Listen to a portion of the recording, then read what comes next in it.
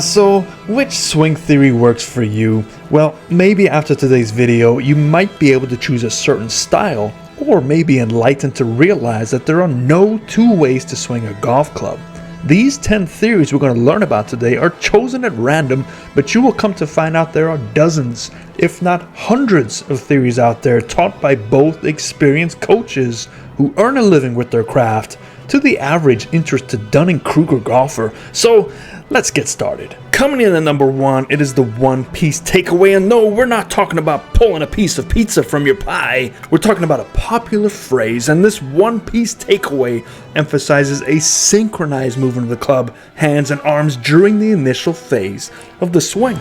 This approach advocates for keeping everything connected to ensure the club is set on the correct path early, reducing the chances of a flawed swing. And by moving as a unit, golfers can create a more consistent and controlled motion, allowing for a smoother transition into the backswing. Smooth like butter, baby! Positives could be promoting consistency in swing path, which can lead to better accuracy. It can reduce the chance of early mistakes such as opening and closing the club face too soon, kind of like a tour pro, but it can also feel restrictive for some players, especially those who perform a more free-flowing motion a la Bob Ross, and it may not suit all body types or swing styles, potentially leading to discomfort if not adjusted correctly. Number 2 is the second most popular search phrase on YouTube behind "What's Taylor Swift wearing?" It's the stack and tilt swing theory, and this theory centers around maintaining a centered weight distribution throughout the swing, particularly favoring the front foot during the backswing.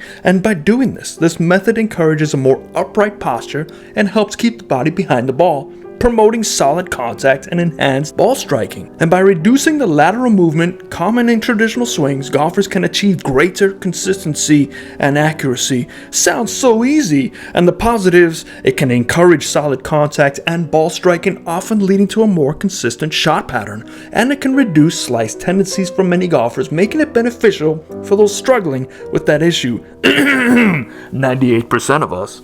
Some negatives, it can lead to a lack of mobility for some players, particularly those who rely on a full body turn. And it might feel counterintuitive for those accustomed to a more traditional weight shifting approach.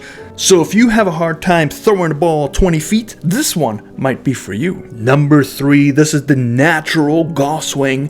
And the natural golf swing advocates for swinging a club in a way that feels instinctual and natural. I wonder if that includes how to throw a club when you hit it out of bounds. Well, we'll see. It is similar to the motion of throwing a ball, so there you go, it does. This approach minimizes rigid mechanics and emphasizes fluidity and relaxation, allowing golfers to tap into the natural athleticism. By focusing on a more organic swing motion, players can often reduce tension and improve their overall enjoyment of the game. Wow, is that it? Oh my goodness, this sounds too good to be true. And here's some positives. It helps reduce tension, promotes fluidity, it can lead to a more relaxed and enjoyable swing. Yes, sounds good. It is suitable for golfers of all skill levels, perfect, making it accessible and easy to adopt. We should all just swing like this, but here are some negatives. It can lead to inconsistency if not practiced regularly. Say it ain't so, as a lack of structure may result in varied outcomes, and it also may lack the technical precision needed for advanced play, which could limit performances for competitive golf. So if you like to play in your friendly scramble or your mixed couples wine and dine, this might not be for you.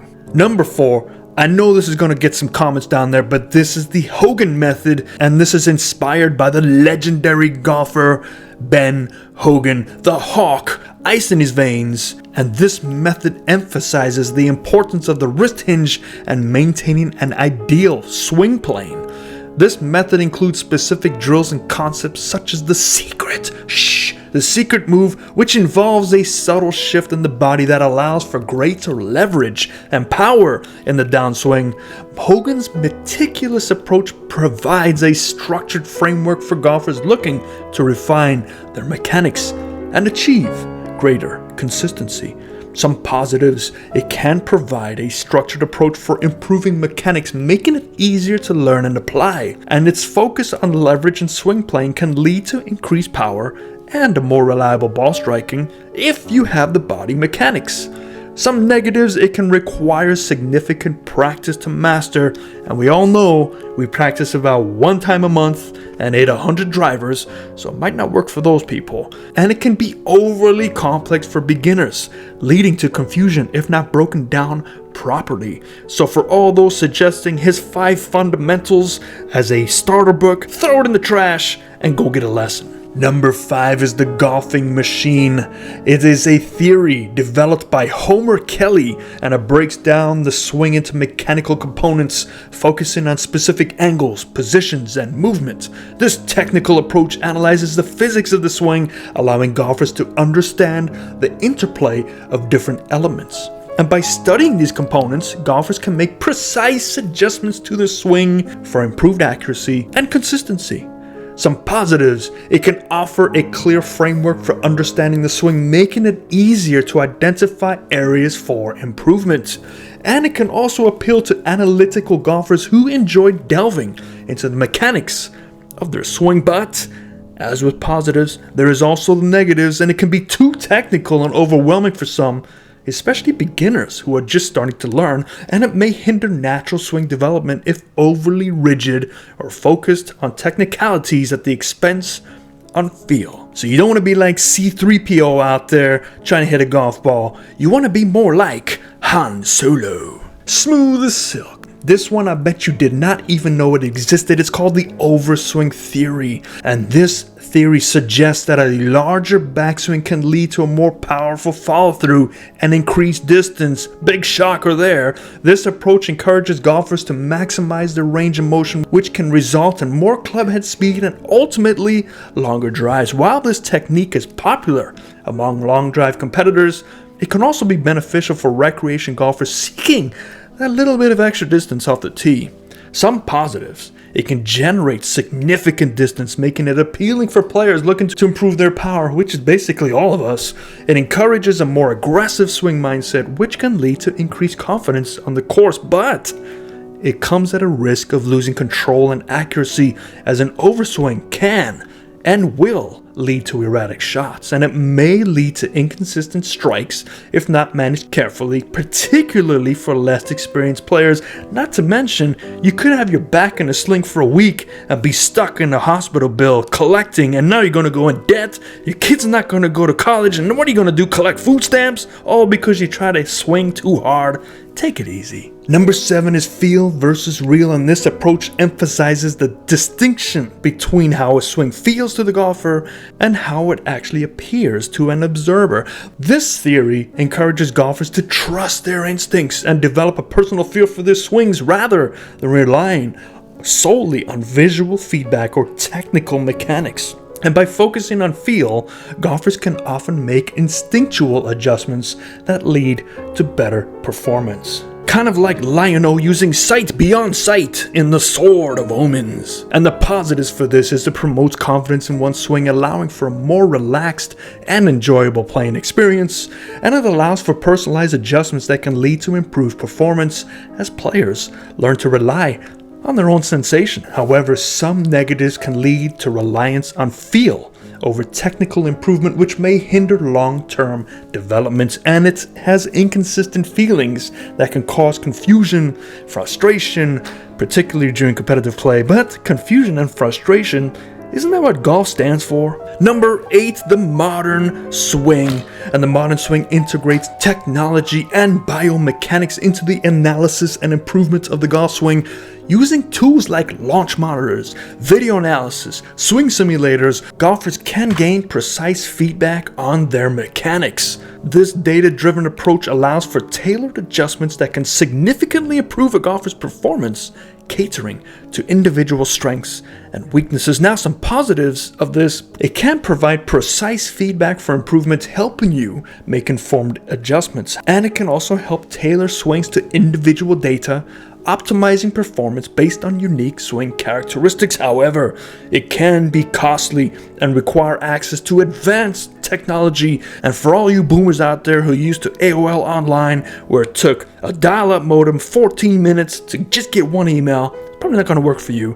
And its over-reliance on data may detract from instinctual play, leading to paralysis by analysis for some players. Next up, we have the simple swing, and this theory advocates for reducing complexity in the golf swing, promoting a straightforward and repeatable motion.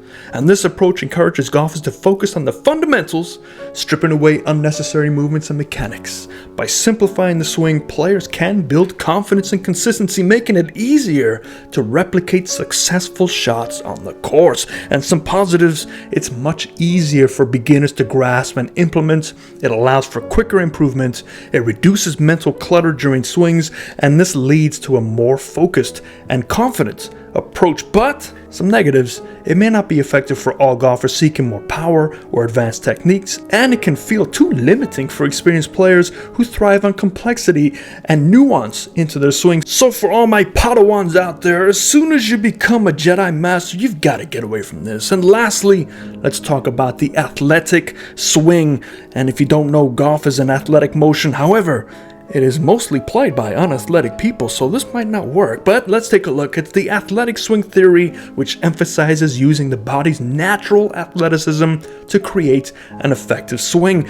This approach focuses on balance, coordination, and timing rather than rigid beep-bop-beep mechanics. By encouraging golfers to rely on their physical ability, the athletic swing aims to foster a more intuitive and natural swing motion, making the game more enjoyable and accessible. Now, some positives: it can allow for a more intuitive and enjoyable experience, promoting confidence and creativity in shot making. It can also encourage natural body motions, making it easier for athletes from other sports to transition in golf. So for all my lawn bowlers out there that wish to give golf a try, hey, you've got some hope. But the negatives: it may lack specific technical components that improve precision, potentially leading to inconsistent results. And it can also be less effective for non-athletic individuals, as it relies heavily on physical coordination and timing.